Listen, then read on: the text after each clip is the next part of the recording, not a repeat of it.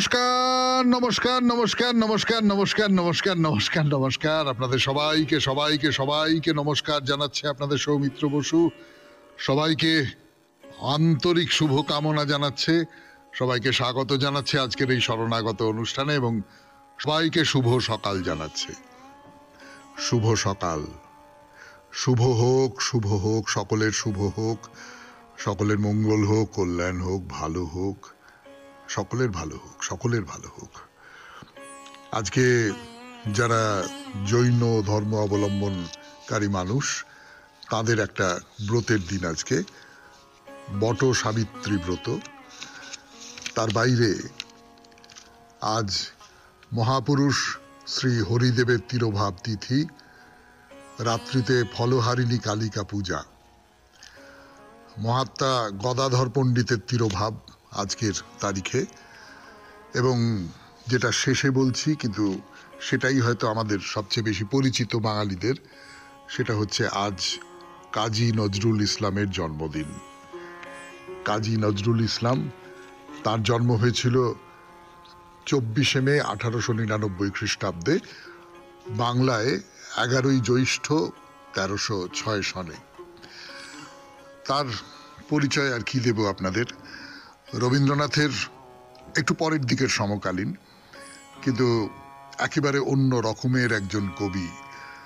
এক তীব্র, প্রায় প্রবল একটা ঢেউয়ের মতন, ব্যাকরণ ট্যাকরণ কিচ্ছু মানেন না, কিন্তু এমন একটা অসম্ভব জোর নিয়ে তিনি বাংলা কবিতায় এসেছিলেন, বাংলা কবিতার জগতে তার আর কোনো তুলনা আছে বলে আমার নিজের অন্তত মনে পড়ছে না।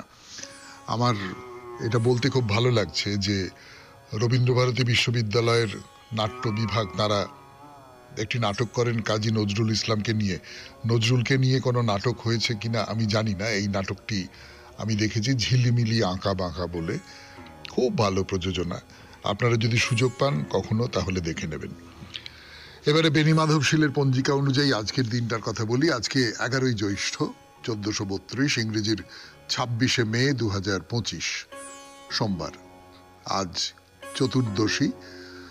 সূর্যোদয়ের সময় ভোর 4:56, সূর্যাস্তের সময় সন্ধে 6:13। নক্ষত্র ভরণী। আজকে জন্মে মেষ রাশি, ক্ষত্রিয় বর্ণ, মতান্তরে বৈশ্য বর্ণ, নরগণ। দিনের বেলা 7:30 গতে রাক্ষসগণ। দিনের বেলা 1:06 গতে বৃষ রাশি, বৈশ্য বর্ণ, মতান্তরে শূদ্রবর্ণ। আমাদের হোয়াটসঅ্যাপে চিঠি পাঠাবার নাম্বার 9831922927। চিঠির গোড়ায় অতি অবশ্যই SG লিখতে হবে।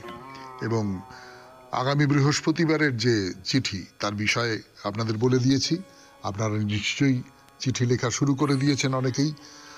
বিষয়টা হচ্ছে আপনার দেখা একজন মানুষ যাকে আপনি কর্মযোগী বলতে পারেন, এই রকম একজন মানুষের কথা 250 শব্দের মধ্যে লিখে আমাদের দপ্তরে পাঠিয়ে দেবেন মঙ্গলবার সন্ধে 6টার ভেতর।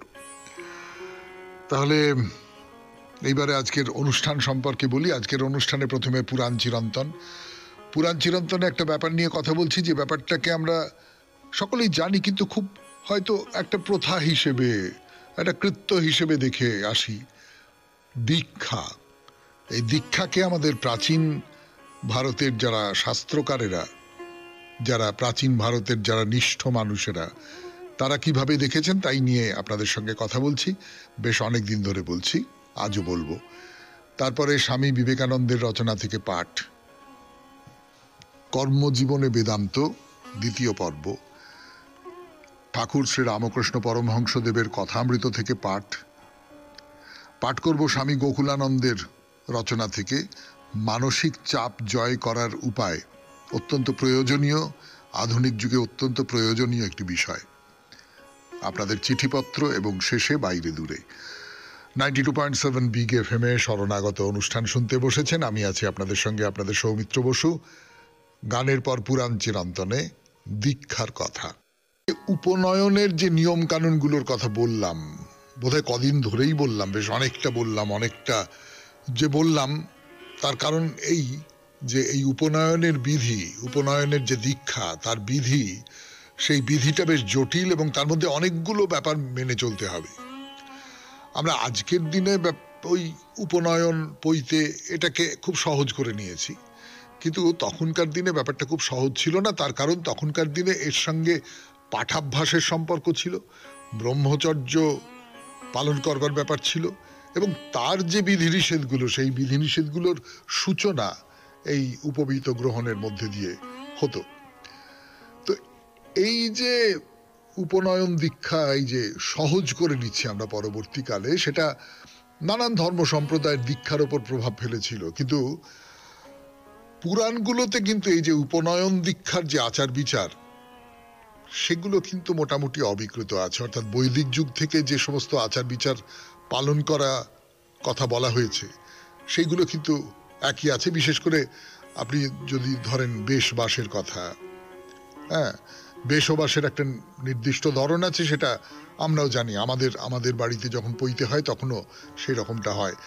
বা তারপর একটা দণ্ড ধারণ করে থাকতে হয়, গায়ত্রী জপ করতে হয়, ইত্যাদি ইত্যাদি ইত্যাদি ইত্যাদি। কোন সময়ে পইতেটা নেওয়া হবে আমরা এখন মোটামুটি বলি যে আচ্ছা এই তো বড় হচ্ছে, এবার পইতেটা দিয়ে দাও। কিন্তু তখন যেটা ছিল সেটা হচ্ছে ব্রাহ্মণ, ক্ষত্রিয়, বৈশ্য এরা কোন সময় পইতে নেবেন? ব্রাহ্মণেরা পইতে নেবেন 8 বছর বয়সে, ক্ষত্রিয় পইতে নেবেন 11 বছর বয়সে, এবং বৈশ্যের পইতে নেওয়া হবে 12 বছর বয়সে। এবং এটা অগ্নিপুরাণে বলা হচ্ছে। কিন্তু পইতে নেবার পর গুরুগৃহে গিয়ে থাকা, এইটা অনেকটা অস্পষ্ট হয়ে গেছে। আর এই যেখানে ভিক্ষা নিশ্চিত সেখানেই প্রথম ভিক্ষা গ্রহণ করবে, এই কথাটা বলা হচ্ছে। প্রথমং তত্র ভিক্ষেত যত্র ভিক্ষা ব্রুবং ভবেত। প্রথম যে ভিক্ষাটা নেবে সেই ভিক্ষাটা যেন প্রত্যাখ্যাত না হয়, অর্থাৎ অচেনা লোকের কাছ থেকে ভিক্ষা নয়। আপনারা সকলেই জানেন যে এখন যেটা হয় পৈতের সময়, ওই একেবারেই চেনা জানা যারা নিমন্ত্রিত এসেছেন তাদের মধ্যে কেউ একটা ভিক্ষে দেন, এবং সেই ভিক্ষেটাই প্রথম ভিক্ষে। এই নিয়মটা এইরকম করে মানা হয়। 92.7 বিগ এফএম-এ শরণাগত অনুষ্ঠানে শুনছেন দীক্ষার কথা।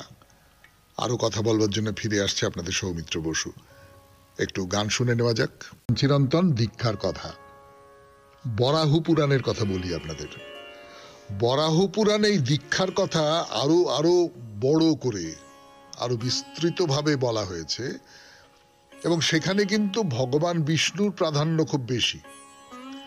এবং দীক্ষাটা কোথায় নেওয়া হবে? দীক্ষাটা নেওয়া হবে বাসুদেব কৃষ্ণের মন্দিরে। সেইখানে কিন্তু দীক্ষা গ্রহণ করা হবে, গুরুগৃহে নয়। আবার ধরুন শিবপুরাণের কথা যদি বলি, শিবপুরাণের এক জায়গায় শৈব দীক্ষার কথা বলা হয়েছে, খুব বড় করে বলা হয়েছে, বিস্তারিত করে বলা হয়েছে। কিন্তু এই দীক্ষার আরম্ভেই নান্দি শ্রাদ্ধের বিধান আছে। মানে নান্দি শ্রাদ্ধ হবে, অর্থাৎ এই যে আমার বাবা, তার বাবা, তার বাবা, এই যে বংশানুক্রমিক যে ধারা, সেইখান থেকে যে পৈতে নিচ্ছে তাকে মুক্তি দিতে হবে। কোনো একজন শৈব গুরুর কাছে শিবমন্ত্রে দীক্ষা গ্রহণ করতে হবে। তুমি তাহলে আর তোমার পরিবারের কেউ রইলে না, তুমি অন্য একজন শৈব গুরুর অধীনে দীক্ষা নিলে। শুক্লপক্ষের পঞ্চমী অথবা একাদশীর দিনে নান্দি শ্রাদ্ধ সেরে, চুল দাড়ি সমস্ত কামিয়ে, একেবারে মুন্ডিত মস্তক এই সমস্ত হয়ে, নখ কেটে, স্নান করে, শক্তু বা ছাতু খেয়ে সন্ধে পর্যন্ত থাকতে হবে। সন্ধেবেলা গুরুর সঙ্গে সন্ধ্যা বন্দনা করে গুরুকে বস্ত্রাদি দান করবে। এগুলো হচ্ছে নিয়ম। ওই যে শৈব যে দীক্ষা, সেই শৈব দীক্ষার নিয়ম। এবং এই শৈব দীক্ষার মধ্যে ওই যে সমিধ সংগ্রহ করার কথা বলেছি আপনাদের, বা হোম করার কথা বলেছি, এই সমস্ত যে শিষ্যের কাজকর্ম সেইগুলোও করতে হবে। কিন্তু আবার অন্যদিকে আছে সংসার ত্যাগ করে তোমাকে প্রব্রজ্জা গ্রহণ করতে হবে। দীক্ষা গ্রহণটা শুরু হবে সন্ধেবেলা।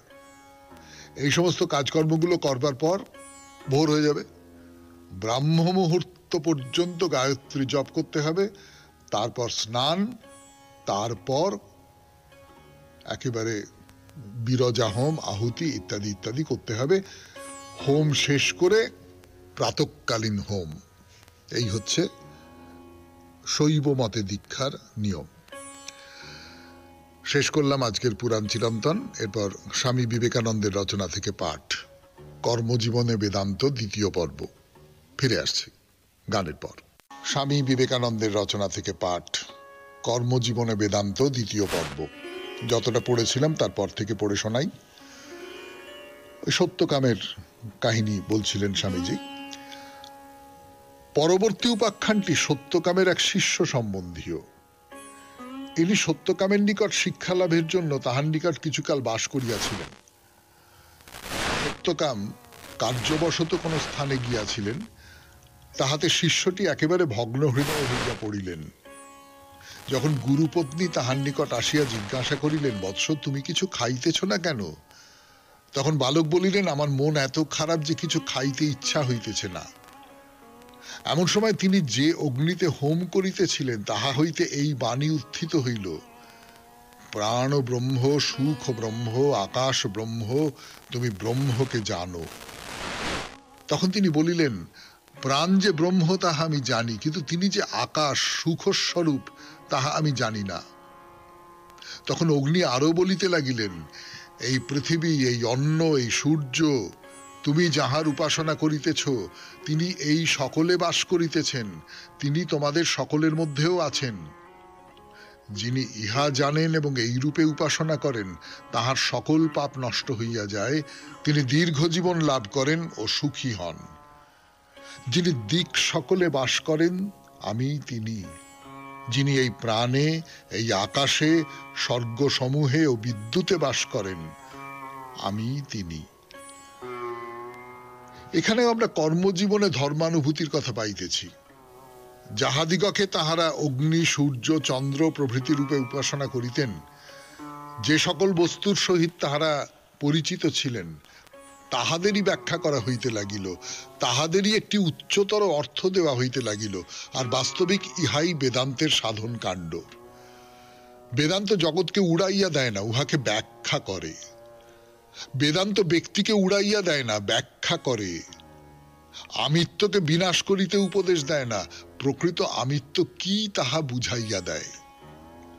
বেদান্ত বলে না যে জগৎ বৃথা অথবা উহার অস্তিত্ব নাই, বরং বলে জগৎ কি তাহা বুঝো, যাহাতে জগৎ তোমার কোনো অনিষ্ট করিতে না পারে। সেই বাণী সত্যকাম বা তাহার শিষ্যকে কথা বলে নাই যে অগ্নি, সূর্য, চন্দ্র, বিদ্যুৎ অথবা আর কিছু যাহা তাহারা উপাসনা করিতেছিলেন তাহা একেবারে ভুল, কিন্তু বলিয়াছিল যে চৈতন্য সূর্য, চন্দ্র, বিদ্যুৎ, অগ্নি এবং পৃথিবীর ভিতরে রহিয়াছেন তিনি তাহাদের ভিতরেও রহিয়াছেন। সুতরাং তাহার চক্ষে সবই আর এক রূপ ধারণ করিল। যে অগ্নি পূর্বে কেবল হোম করিবার জড় অগ্নি ছিল, তাহা এক নূতন রূপ ধারণ করিল এবং প্রকৃতপক্ষে ঈশ্বর স্বরূপ হইল। পৃথিবী আর এক রূপ ধারণ করিল, প্রাণ আর এক রূপ ধারণ করিল। সূর্য, চন্দ্র, নক্ষত্র, বিদ্যুৎ সকলই আর এক রূপ ধারণ করিল, ব্রহ্ম ভাবাপন্ন হইয়া গেল। তখন তাহাদের প্রকৃত স্বরূপ জানা গেল। কারণ আমাদের ইহা বিশেষ রূপে জানা উচিত যে বেদান্তের উদ্দেশ্য এই সকল বস্তুতে ভগবান দর্শন করা। বস্তুগুলি যেরূপ আপাতত প্রতীয়মান হইতেছে সেগুলিকে সেভাবে না দেখিয়া তাহাদের প্রকৃত স্বরূপে জানা। শুনলেন স্বামী বিবেকানন্দের রচনা থেকে পাঠ, কর্মজীবনে বেদান্ত দ্বিতীয় পর্ব। এরপর গানের পর ঠাকুর শ্রী রামকৃষ্ণ পরমহংসদেবের কথা, কথামৃত। গানের পর ফিরে এলাম 92.7 বিগ এফএম এ। শরণাগত অনুষ্ঠান শুনছেন। এখন কথামৃত থেকে পাঠ করে শোনাবো আমি, আপনাদের সৌমিত্র বসু। তো ঠাকুর কি বলছেন? ভক্তি সার। সকাম ভক্তিও আছে, আবার নিষ্কাম ভক্তি, শুদ্ধা ভক্তি, অহেতুকী ভক্তি এও আছে। কেশব সেন ওরা অহেতুকী ভক্তি জানত না। কোনো কামনা নেই, কেবল ঈশ্বরের পাদপদ্মে ভক্তি। আর এই নিয়ে কথা বলবার আগে একটু ঠিক করে নিই যে ভক্তি কাকে বলে। মানে আমার একটা জ্ঞানের পথ ধরে ঈশ্বরকে পাবার একটা রাস্তা রয়েছে, আর একটা ভক্তির পথ ধরে ঈশ্বরকে পাবার একটা রাস্তা রয়েছে। জ্ঞান মানে কি? জ্ঞান মানে বিচার করা। আমি বিচার করে দেখব, আমি তুল্যমূল্য দেখব, এইরকম করতে করতে করতে করতে আমি একটা সিদ্ধান্তে পৌঁছবো, এইটা একটা হতে পারে। পণ্ডিতেরা যেটা করেন, জ্ঞানী মানুষেরা যেটা করেন, মানে জ্ঞানী বলতে যাদের বোঝাই তারা যেটা করেন সেইটা। এর উল্টো দিকে আছে ভক্তি। ভক্তিটা হচ্ছে জ্ঞানের প্রায় বিপরীতে। জ্ঞান যেমন যাচাই করে দেখে, ভক্তি বলে আমি কিচ্ছু জানি না, আমি তোমার পায়ে নিজেকে সমর্পণ করে দিলাম, আমি সমস্তটা দিয়ে তোমার কাছে নিজেকে নিবেদন করে দিলাম, এইবারে তুমি যা করবা তাই করো। অর্থাৎ নিঃশর্ত আত্মসমর্পণ, এইটা হচ্ছে ভক্তি। তো সেই সকাম ভক্তি আছে, নিষ্কাম ভক্তি আছে। সকাম ভক্তিটা কি? সকাম ভক্তি হচ্ছে আমি তোমার পায়ে একেবারে সমস্তটা দিয়ে নিজেকে সমর্পণ করে দিলাম, তার বদলে তুমি আমাকে এইটা দাও, তার বদলে আমার একটা কামনা আছে, আমি কিছু একটা চাই, সেইটা তুমি আমাকে দাও। এইটা একটা হচ্ছে সকাম ভক্তি। হে ঈশ্বর, আমি এই তোমাকে দিলুম, তার বদলে তুমি আমাকে এইটা দাও। সেটা এমন হতে পারে তুমি আমাকে দেখা দাও, সেটা হতে পারে তুমি আমাকে কোনো শক্তি দাও, সেটা হতে পারে তুমি আমাকে কোনো ধন সম্পদ, যা হোক কিছু দাও। আর নিষ্কাম ভক্তি কাকে বলে? শুদ্ধা ভক্তি, শুদ্ধ, অর্থাৎ যার মধ্যে অন্য কোনো রকমের কোনো কিছু তার বদলে আমি পাবো এই মালিন্যটা নেই। অহেতুকী ভক্তি, যার কোনো হেতু নেই। আমি যে তোমাকে তোমার পায়ে নিজেকে বিলিয়ে দিলাম, তার কোনো কারণ নেই, বিনা কারণে ভালোবাসি, এই, এর বাইরে আর কিচ্ছু না। তোমাকে আমি ভালোবেসেছি, তোমার পায়ে আমি নিজের মাথা লুটিয়ে দিয়ে আনন্দ পেয়েছি, এইটুকু, এর বাইরে আর কিছু না। এইটা একটা ভক্তি, অহেতুকী ভক্তি। অর্থাৎ আমি তোমার কাছ থেকে আর কিছু চাই না। আবার আছে উর্জিতা ভক্তি। ভক্তি যেন উতলে পড়ছে, ভাবে, হাসে, কাঁদে, নাচে, গায়ে, যেমন চৈতন্যদেব। তো রাম বললেন লক্ষণকে, ভাই যেখানে দেখবে উর্জিতা ভক্তি, সেইখানে জানবে আমি স্বয়ং বর্তমান। তার মানে ভক্তি কোথাও আমাকে আমার যে প্রতিদিনের যে ব্যবহারিক জীবনযাপন, তার যে আচরণের যে নিয়ম ইত্যাদি আছে, সেইগুলোকে পার করে দিচ্ছে। আমি হাসছি, কাঁদছি, নাচছি, গাইছি, কখন কি করছি আমি কিচ্ছু বুঝতে পারছি না। অর্থাৎ সংসারের যে বিধিনিষেধগুলো, সেইগুলো অতিক্রম করে চলে যাচ্ছি। শুনছেন কথামৃত থেকে পাঠ, 92.7 বিগ FM এ শরণাগত অনুষ্ঠানে। এখন একটু গান শুনুন, গানের পরে আরো কথামৃত। গান শেষ করে ফিরে এলাম 92.7 বিগ FM এ শরণাগত অনুষ্ঠানে। ভক্তির কথা হচ্ছিল উর্জিতা ভক্তির কথা, যে ভক্তি উতলে পড়ছে এবং তার ফলে সেই ভক্তি দিয়ে যে কি করছে, কি করে সেই ভক্তিকে প্রকাশ করছে। আমরা যখন খুব বেশি আবেগের মধ্যে পড়ি, খুব বেশি রকমের আবেগ, তখন দেখবেন আপনার হাত পা ঠিক থাকছে না, আপনি লাফিয়ে উঠলেন, আপনার প্রিয় দল গোল করলো, কি প্রিয় খেলোয়াড় সেঞ্চুরি করলো, আপনি লাফ দিয়ে, আমরা ছোটবেলায় ফুটবল খেলা দেখতে যেতাম, ক্রিকেট খেলা দেখতে যেতাম, লাফ ঝাঁপ দিয়ে, চিৎকার করে, চেঁচামেচি করে, এই সমস্ত নানা রকম করতাম। একে যদি আপনি ভক্তির দিক থেকে দেখেন, আমি বোঝাবার জন্যই বলছি, ঈশ্বর ভক্তির সঙ্গে এর অনেক তফাৎ আছে, আর আমি সেইগুলো নিয়ে কোনো কথা বলছি না, কিন্তু যদি দেখেন তাহলে দেখতে পাবেন এর মধ্যে একটা উন্মাদ দশা আছে। এই উন্মাদ দশা, এবং ঠাকুরও কিন্তু এইটা করতেন, এই যে সমাধিস্থ হয়ে যান, এই যে কোনো একটা উদ্দীপক কিছু হলে তার বাহ্য জ্ঞান সমস্ত লুপ্ত হয়ে গেল, এইগুলো তো ঠাকুরের হতো। তা গিরিশচন্দ্র কি বলছেন? বলছেন আপনার কৃপা হলেই সব হয়। আমি কি ছিলাম, কি হয়েছি?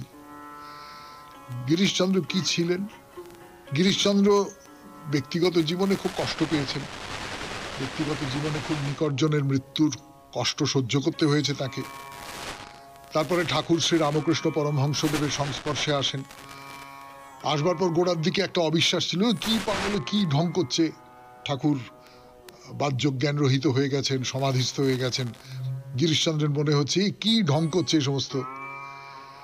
তারপর একটা সময় চন্দ্র বুঝতে পারলেন, মানে সেই বিখ্যাত গল্প আপনারা সকলে জানেন না, বেহেড মাতাল হয়ে ঠাকুরের কাছে গেছেন, বেহেড মাতাল হয়ে।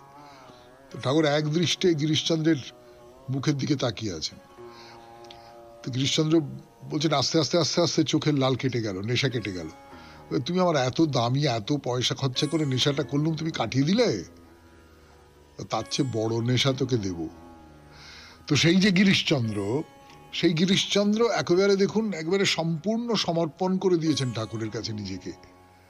বলছেন আপনার কৃপা হলেই সব হয়, আমি কি ছিলাম কি হয়েছি। ঠাকুর বলছেন, ওগো তোমার সংস্কার ছিল তাই হচ্ছে, সময় না হলে হয় না। এই তার মানে গিরিশচন্দ্রের ভেতরে কোথাও একটা ওই সংস্কারটা ছিল। সংসার তার উপর একটা মরচে ফেলে রেখে দিয়েছিল, সংসার তার উপর ধুলো মাটি পাতা এই সমস্ত চেপে রেখে দিয়েছিল, কিন্তু সেইগুলো সরাতেই ভেতরের যে ফোয়ারার জল, সেইটা আমি ঠাকুরেরই উপমা ব্যবহার করছি, আপনারা বুঝতে পারছেন, সেইটা ওই রকম করে বেরিয়ে এলো। সময় না হলে হয় না। যখন রোগ ভালো হয়ে এলো তখন কবরেজ বলল, এই পাতাটি মরচি দিয়ে বেটে খাও, তারপর রোগ ভালো হলো। তা মরিচ দিয়ে ঔষধ খেয়ে ভালো হলো না আপনি ভালো হলো কে বলবে? সময় হয় যখন, তখন আস্তে আস্তে আস্তে আস্তে ভালো হয়। তখন যে উপলক্ষটা হয় আমরা মনে করি তার ফলেই ভালো হলো। আমি তোমাকে ভালো করিনি বাবা, তুমি ভালো হতে। শুনলেন কথামৃত থেকে পাঠ 92.7 বিগ FM এ শরণাগত অনুষ্ঠানে। এবারে গানের পর স্বামী গোকুলানন্দের রচনা থেকে পাঠ, মানসিক চাপ জয় করার উপায়। আমরা এখন যে অংশটা পড়ে শোনাচ্ছি তার নাম মানসিক চাপ ও সাফল্যের গতি। খুব গুরুত্বপূর্ণ কথা বলছেন স্বামী গোকুলানন্দ, একটু মন দিয়ে শুনি আমরা। স্বামী গোকুলানন্দের রচনা থেকে পড়ে শোনাই 92.7 বিগ FM এ শরণাগত অনুষ্ঠানে। একেবারে আশাহীন মানুষের কথা বলা হচ্ছে, যে না কিচ্ছু হবে না, জগতে কিচ্ছু হবে না, আমার জীবন ব্যর্থ, আমার জীবনে আর কিছু হবার সম্ভাবনা নেই, এরকম বেশ কিছু মানুষ তো আছে, কিছুই হলো না জীবনে। তো স্বামী গোকুলানন্দ কি বলছেন শুনুন। সুতরাং একথা স্পষ্ট যে আশাহীনতা আমাদের মানসিক শক্তির দ্বার রুদ্ধ করে দেয়। যে রোগী তার আরোগ্য সম্পর্কে অত্যন্ত আশাবাদী, মানসিক শক্তি যার অফুরন্ত, ডাক্তারের দেওয়া ওষুধ তারই প্রকৃত কাজে লাগে। এমন প্রায়শই ঘটে যে একজন বাবা হয়তো তার ছেলেকে লেখাপড়ায় নিরতিশয় উৎসাহ দিয়ে চলেছেন, অথচ ছেলে ভুগছে চরম আশাহীনতায়। উৎসাহ তবে কাজেই লাগবে না, তার মানসিক শক্তি বরং ধীরে ধীরে নিস্তেজ হয়ে আসবে। ঠিক এই ঘটনাই ঘটেছিল আমার সেই এর সহপাঠীর ক্ষেত্রে। তার মানসিক শক্তির ব্যর্থতাই তার দৃঢ়তার অভাব রূপে দেখা দিয়েছিল, তাকে পরীক্ষার হল ত্যাগ করিয়ে ছেড়েছিল। এমএ পরীক্ষার প্রশ্ন কঠিন হওয়ার সেই দিনটাতে এমন একটা ব্যাপার আমার ক্ষেত্রেও ঘটেছিল। এমন একটা অপ্রত্যাশিত প্রশ্নপত্র হাতে পেয়ে আমি একেবারে বিস্ময় বিমূঢ় হয়ে গিয়েছিলাম। প্রথমে মনে হলো বন্ধু হোড়ের মতো আমিও পরীক্ষা দেব না। সত্যি তা করলে কিন্তু আমার আর এমএ পাশ করাই হতো না, কারণ এরপরেই জীবন আমার ভিন্নমুখী হয়ে পড়ল, আমি সাধু হয়ে গেলাম। সেদিন পরীক্ষা হল থেকে বেরিয়ে গেলে আমার হয়তো সাধু হওয়াও হতো না। একটা ভুল সিদ্ধান্ত আমার পুরো জীবনটাই শেষ করে দিত। সেই পরীক্ষার জন্য সময় বরাদ্দ ছিল 4 ঘন্টা। কি করব ভাবতে ভাবতে প্রথম 15 মিনিট চলে গেল। তারপর আমি তাকালাম প্রশ্নে দেওয়া প্রবন্ধগুলোর দিকে। লিখতে হবে একটি প্রবন্ধ। দেখলাম একটা প্রবন্ধ লেখার চেষ্টা অন্তত আমি করতেই পারি। আমি জানতাম যে সব ছাত্রেরই সেই একই দশা, আর এটাই আমার মনে সাহস জোগালো। আমি মনস্থির করে ফেললাম যে অন্তত একটা প্রশ্নের উত্তর দেবার চেষ্টা আমি করবই। আমার প্রাণিক শক্তি ফিরে এলো হঠাৎ। আশাহীনতার যে বোধ আমায় আচ্ছন্ন করেছিল তা থেকে উত্তীর্ণ হলাম আমি। এই শক্তি আমার প্রাণময় কোষ থেকে গেল মনোময় কোষে, আর সেখান থেকে হাজির হলো বিজ্ঞানময় কোষে, কারণ আমি সঠিক সিদ্ধান্ত নিতে সমর্থ হয়েছিলাম। মাঝে মাঝে এমন সময় আসে যখন আমাদের মন সিদ্ধান্ত নিতে ব্যর্থ হয়, আর তখন আমরা বুদ্ধির শরণাপন্ন হই। এই বুদ্ধিরই রয়েছে সিদ্ধান্ত গ্রহণের ক্ষমতা। এটা আমাদের সঠিক সিদ্ধান্ত নিতে সমর্থ করে। আমি বলতে পারি যে সেনেট হলের সেই কঠিন পরীক্ষার সময় আমি আমার বিজ্ঞানময় কোষের কাছে সাহায্য প্রার্থনা করেছিলাম। আমি সক্রিয় পরম সত্তার ধারণা এই বিষয়টির উপর একটি প্রবন্ধ লিখেছিলাম এবং এই পত্রটিতে আমি খুব ভালো নম্বর পেয়েছিলাম। আমি একটা বিশেষ প্রবন্ধ তৈরি করে গিয়েছিলাম, অথচ প্রশ্নে সেটা আসেনি। এটাই প্রথমে আমার মধ্যে এক হতাশার উদ্রেক করেছিল। এই হতাশাই আমাকে জয় করতে হয়েছিল। দৈহিকভাবে অর্থাৎ অন্নময় কোষের দিক থেকে আমার কোনো সমস্যা ছিল না, প্রাণিক শক্তিও অটুট ছিল আমার, কারণ আমি পরীক্ষার জন্য প্রস্তুত হয়েই এসেছিলাম। আমার প্রয়োজন ছিল সেই প্রাণবায়ু, কিন্তু আমার মন ছিল সিদ্ধান্ত গ্রহণে অক্ষম। তখন সিদ্ধান্তে উপনীত হওয়ার জন্য আমি আবেদন করলাম বিজ্ঞানময় কোষের কাছে। শুনলেন স্বামী গোকুলানন্দের রচনা থেকে পাঠ 92.7 বিগ এফএম এ শরণাগত অনুষ্ঠানে। এরপর চিঠি। খুব এবারে চিঠিপত্র। আগেই বলেছি খুব একটা দুঃখের চিঠি পড়ে শোনাবো আপনাদের, যেটা বলবার যারা জানেন না, অনেকেই জানেন না নিশ্চয়ই। আমাদের এই শরণাগত পরিবারের একটি উজ্জ্বল তারা আকাশ থেকে খসে পড়ে গেল। যে চিঠিটি আমি পড়ব সেটি লিখেছেন রুবি বন্দ্যোপাধ্যায়, গড়িয়া গার্ডেন্স থেকে। চিঠিটাই পড়ি বরং। সমুখে শান্তি পারাবার, ভাষা ও তরণী হে কর্ণধার। বৈশাখের খরদীপ্ত আকাশের বুকে কোথাও নেই এক টুকরো জল ভরা মেঘ। জল শুধু আঁখি তারায় আশ্রয় করেছে। ধু ধু মাঠের শুষ্কতা বিদীর্ণ করে ধোঁয়াশার মধ্য দিয়ে জীবন থেকে মুক্তি পেয়ে অনন্তের দিকে যাত্রা করেছে আমাদের একজন বন্ধু। সব যন্ত্রণা অক্লেশে সরিয়ে রেখে, পথের বাঁশি বাজিয়ে, খেলার হাসি ছড়িয়ে, রঙিন বসন উড়িয়ে সে চলবে এখন মহাকালের ছন্দে। জাগতিক এই পথ থেকে বন্ধু মধুমিতার চলার পথ অনেক দূরে গেছে বেঁকে। বেতারের একটি অনুষ্ঠানকে কেন্দ্র করে গড়ে ওঠা শরণাগত সৌমিত্র পরিবারে সকলেই যেন বিনি সুতোয় গাঁথা এক ভালোবাসার মায়াহার। মুখে স্মিত হাসি আর গলায় মিষ্টি সুরের মূর্ছনায় অচিরেই বড় কাছের মানুষ হয়ে উঠেছিল মধুমিতা। বেলুড় মঠের পুণ্যভূমি অথবা দক্ষিণেশ্বরের নাট মন্দিরে সৌমিত্র বসুদাদার ভবা পাগলার উপর আলোচনা, সবখানেই শরণাগত পরিবার মিলিত হয়েছে। কিন্তু হ্যাঁ, একটা তবু কিন্তু থেকে যায়। একান্নবর্তী পরিবারের মতোই ছোট্ট ভুল ত্রুটি কোথাও যেন সামান্য চিড় ধরালো অন্তরের নিভৃতে, আর অভিমানী বন্ধু আমার নীরবে সরে দাঁড়ালো। এরপর দুরারোগ্য ব্যাধিতে পূর্বেই আক্রান্ত ছিল সে, কিন্তু নিষ্ঠুর মারণ রোগ এবার নির্মমভাবে কেড়ে নিল তার মিষ্টি সুরেলা গলা আর বলিষ্ঠভাবে পিষে দিল তার বাকযন্ত্রকে। তবুও বন্ধু আমার থেমে থাকেনি। শরণাগত অনুষ্ঠানের পত্রদাতাদের মধ্যে নিজেকে মেলে ধরেছে একাধিকবার। নিবু নিবু প্রদীপের শিখাকে দুহাত দিয়ে আগলে রাখতে সচেষ্ট হলেন স্বামী কন্যা ছাড়াও পিতৃসম ভাসুর ও মাতৃসমা যা।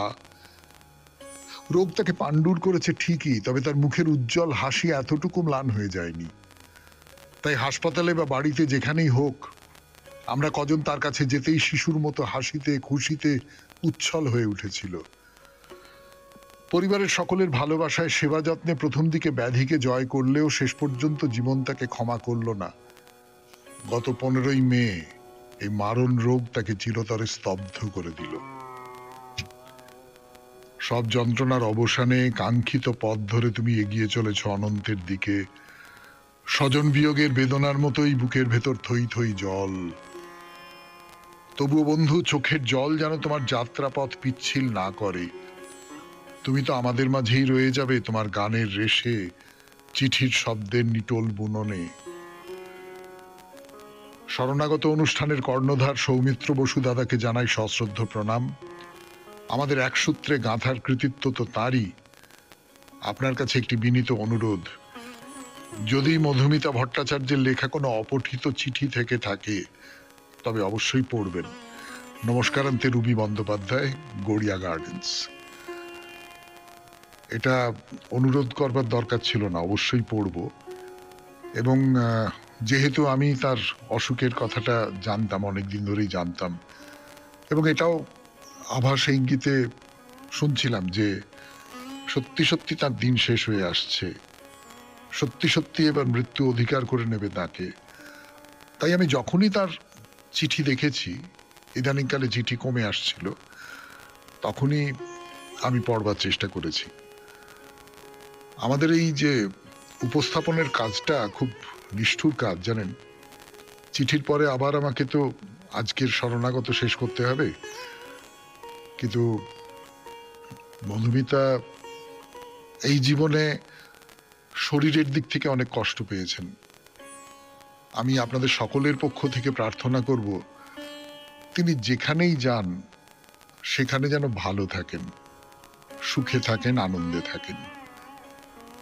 আর কি বলবো বলুন, আপনাদের সকলের সঙ্গে আমিও একই কষ্ট পাচ্ছি। এবারে তাহলে বাইরে দূরে 92.7 বিগ FM এ শরণাগত অনুষ্ঠানে আমরা এখন আছি কালিম্পংয়ে। কালিম্পংয়ের মঙ্গলধাম খুব বড় একটি মন্দির বলুন, ধাম বলুন, ধর্মস্থান বলুন, যা কিছু বলুন না কেন, বিশাল এলাকা জুড়ে, বলছিলাম আপনাদের 2 একর এলাকা জুড়ে এই মঙ্গলধাম। এবং এই মঙ্গলধাম মন্দিরটা আমাদের গোটা দেশে যে সমস্ত মন্দির আছে, মানে বড় বড় চোখ ধাঁধানো মন্দির আছে, তাদের মধ্যে অনায়াসে জায়গা করে নেয়। তো এবারে বলি, এই মন্দিরের মধ্যে কি কি আছে। একেবারে একতলায়, এই ধামের একেবারে একতলায় এই গুরু মহারাজের সমাধি রয়েছে। মঙ্গলদাসজি গুরু মহারাজ, তার সমাধি রয়েছে। আর একেবারে উপর তলায় সেখানে একটি প্রার্থনার ঘর রয়েছে, বড় একটা ঘর। সেই ঘরে আমরা 3 জনের মূর্তি দেখতে পাচ্ছি। গুরু মঙ্গলদাসজির মূর্তি তো আছেই, তাছাড়া আরো 2 জন সাধক যারা এই পথ ধরেই সাধনা করেছেন, একজন রাজ স্বামীজি আর একজন প্রাণনাথজি, তাদের মূর্তি রয়েছে। তো এই যে প্রার্থনা সভা আমরা পরে দেখব, দুদিকে প্রচুর ছবি রয়েছে, প্রচুর ছবি, দেওয়ালে প্রচুর ছবি রয়েছে, এই গুরুজিদের ছবি, তার সঙ্গে শ্রীকৃষ্ণের ছবি। এই যে ধামটা, এই ধামটা, এই যে মঙ্গলদাসজি এবং তার অনুসারী যারা, তারা সকলে কৃষ্ণের সাধনা করতেন, কৃষ্ণের ভজনা করতেন। তো সেই কৃষ্ণের ছবি রয়েছে। এইবারে আপনাদের বলি, নির্জ্ঞান আনন্দ আচার্য শ্রী দেবীচন্দ্র মহারাজের কথা। দেবীচন্দ্র মহারাজ, তার জন্ম হয়েছিল 1581 খ্রিস্টাব্দে। তিনি দেহ রাখলেন 1655 খ্রিস্টাব্দে। তিনি এই যে শ্রীকৃষ্ণ প্রণামী ধর্মে, এই শ্রীকৃষ্ণকে প্রণাম করা, শ্রীকৃষ্ণের ভজনা করা, এই যে বিশেষ ধর্ম, যে ধর্ম পালন করা হয় এই ধামে, মঙ্গল ধামে, তার প্রতিষ্ঠাতা। তার পরিচয় দিই ছোট করে। তার বাবার নাম মতু মেহতা, আর স্ত্রীর নাম কানুয়ার বাই। এই দেবীচন্দ্র মহারাজ খুব কম বয়স থেকেই তার ভেতরে একটা প্রবল ধর্মবোধ, সেইটা তাকে প্রায় তাড়িত করে বেড়াতো, একটা প্রবল ধর্মের আকাঙ্ক্ষা। তো খুব কম বয়সে, একেবারে কিশোর বয়সে বলা চলে, তিনি ঘর ছেড়ে পালিয়ে গেলেন কৃষ্ণের খোঁজে। তো নানান জায়গায় ঘুরে ঘুরে ঘুরে ঘুরে বেড়াচ্ছেন, নানান জায়গা খুঁজছেন, কৃষ্ণকে খুঁজছেন, কৃষ্ণকে খুঁজছেন পথে পথে। শেষ পর্যন্ত ভুজ রাজ্যে গিয়ে পৌঁছলেন এবং জামনগরে গেলেন। জামনগরে গিয়ে সেখানে তিনি ভাগবত গীতা পাঠ করতে শুরু করলেন। এই ভাগবত গীতা তিনি পাঠ করছেন 14 বছর ধরে। 14 বছর ধরে ভাগবত গীতা পাঠ করবার পর অভীষ্ট ফল ফলল। কি সেই ফল বলবার জন্য ফিরে আসছে আপনাদের সৌমিত্র বসু 92.7 বিগ FM এ শরণাগত অনুষ্ঠানে। গানের পর পথে পথে পরিক্রমা করে করে করে করে শেষ পর্যন্ত জামনগরে গিয়ে পৌঁছেছেন। সেখানে গিয়ে 14 বছর ধরে নিয়মিত ভাগবত পাঠ করে যাচ্ছে। 14 বছর পর তার সামনে ভগবান কৃষ্ণ এসে দাঁড়ালেন এবং তাকে মন্ত্র দান করলেন। তারপর থেকে তিনি চারপাশে এই বাণী প্রচার করতে লাগলেন, সেই শ্রীকৃষ্ণের বাণী, এবং সেই বাণী চারপাশে ছড়িয়ে পড়ল। তা এই যে মঙ্গলধাম, এই মঙ্গলধামের যারা প্রতিষ্ঠাতা তাদের কথা বললাম। অপূর্ব অপূর্ব সুন্দর কারুকার্য, অসংখ্য কৃষ্ণের ছবি, এবং একে আমরা বলতে পারি যে একটা ধর্মকেন্দ্র, খুব বড় মাপের একটা ধর্মকেন্দ্র এই কালিম্পং শহরে রয়েছে, আমাদের এই বাংলায়। তো এবারে বলি যে কেমন করে যাবেন এই মঙ্গলধামে। ধরুন দার্জিলিং থেকে কালিম্পং এ যাবেন, কেমন করে যাবেন সে কথা তো আপনাদের আগেই বলেছি। এইবারে যেটা জানাবার সেটা হচ্ছে কালিম্পং বাস স্ট্যান্ড থেকে কত দূরে এই মঙ্গলধাম। মোটামুটি 1 কিলোমিটারের মতো দূরত্ব। মঙ্গলধাম চেনবার পক্ষে আর একটা ভালো উপায় বলে দিচ্ছি, কাছাকাছি একটা বিখ্যাত গুম্ফা রয়েছে, সেই গুম্ফাটাও খুব বিখ্যাত, তার কথাও আমরা পরে বলবার চেষ্টা করব। তো তাহলে দেরি না করে আমরা এবার মঙ্গলধামের দিকে রওনা হই। তা চলুন, যেমন যেমন বলেছি কালিম্পং বাস স্ট্যান্ড থেকে মঙ্গলধামের দিকে যাওয়া যাক। প্রথমেই যেটা চোখে পড়বে বলাই বাহুল্য সেটা হচ্ছে এই মঙ্গলধামের তোরণ।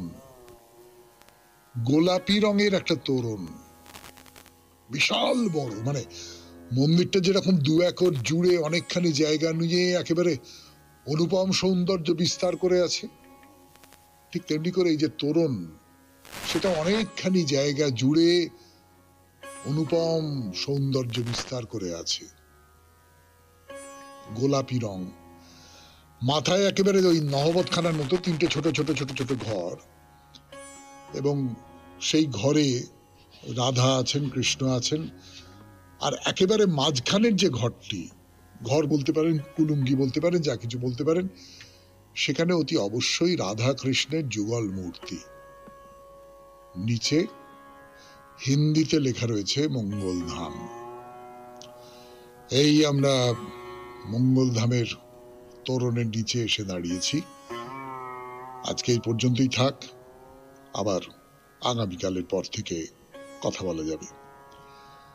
তাহলে আজকের মতো শেষ করলাম শরণাগত 92.7 বিগ FM এ শরণাগত অনুষ্ঠানে। চিঠি পাঠাবার হোয়াটসঅ্যাপ নাম্বার 9831922927। চিঠির গোড়ায় অতি অবশ্যই SG লিখতে হবে। কবিতা, রবীন্দ্রনাথের কবিতা। আশীর্বাদ। ইহাদের করো আশীর্বাদ, ধরায় উঠেছে ফুটি শুভ্র প্রাণগুলি, নন্দনের এনেছে সংবাদ, ইহাদের করো আশীর্বাদ।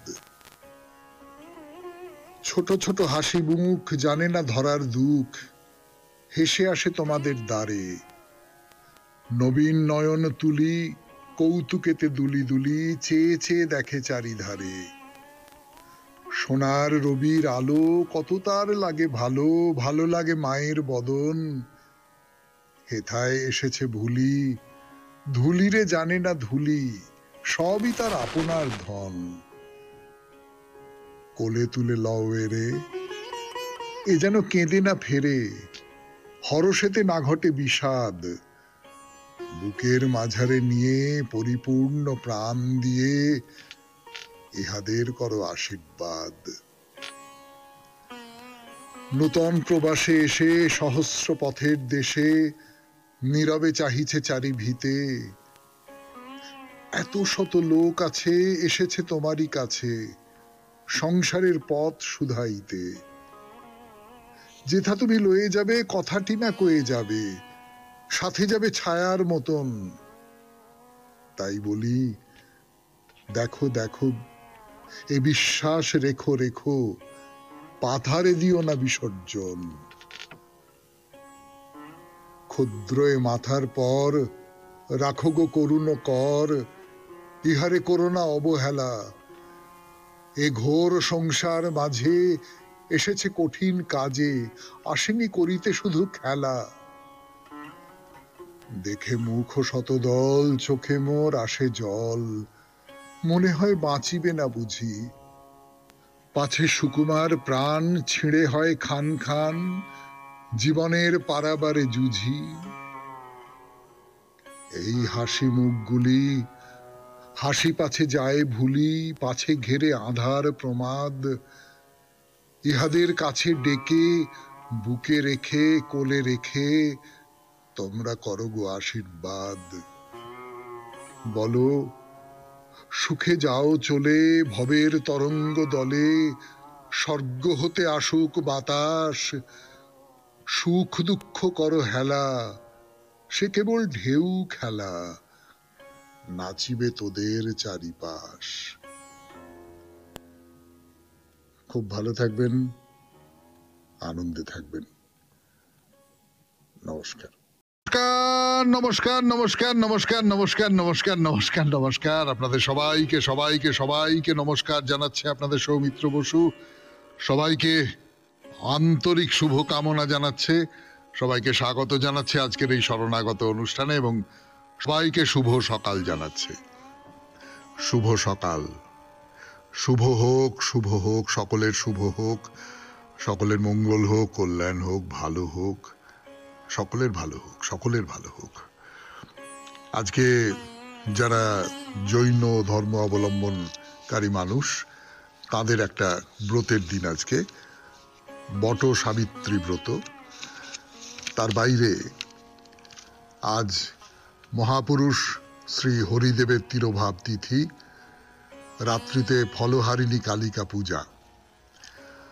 মহাত্মা গদাধর পণ্ডিতের তিরোভাব আজকের তারিখে, এবং যেটা শেষে বলছি কিন্তু সেটাই হয়তো আমাদের সবচেয়ে বেশি পরিচিত বাঙালিদের, সেটা হচ্ছে আজ কাজী নজরুল ইসলামের জন্মদিন। কাজী নজরুল ইসলাম, তার জন্ম হয়েছিল 24শে মে 1899 খ্রিস্টাব্দে, বাংলায় 11ই জ্যৈষ্ঠ 1306 সনে। তার পরিচয় আর কি দেব আপনাদের, রবীন্দ্রনাথের একটু পরের দিকের সমকালীন, কিন্তু একেবারে অন্য রকমের একজন কবি।